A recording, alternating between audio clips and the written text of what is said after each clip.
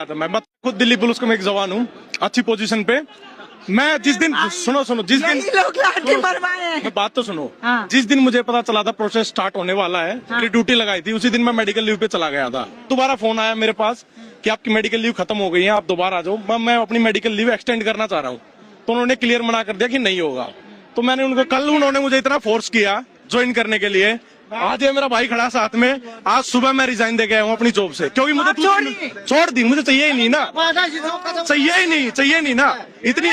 इतना काबिल बना रखा है मेरे टीचरों ने, मुझे इतना काबिल बना रखा है। सरकारी नहीं चाहिए, क्वार्टर नहीं चाहिए, सरकारी गाड़ी नहीं चाहिए, सरकारी सैलरी नहीं चाहिए।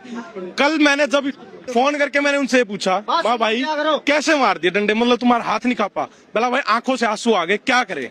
मारते वक्त जो टूटे हुए थे ना, उनके पैर देख के कर रहा था यार इससे अच्छा तो ना साले मरीज आए, इनको मारने से अच्छा तो। पर ऊपर से प्रेशर इतना आ रखा था, इसलिए मैंने अपना रिजाइन दे दिया। अपनी कोई उनका नाम तो नहीं लूंगा, उनकी रोजी रोटी नहीं छीनना चाह रहा मैं। उनको क्लियर ऑर्डर थे, मेरे एब्सेंस में भी मेरी तरफ से ऑर्डर गए थे कि बैच लगा के कोई नहीं जाएगा वहां पे।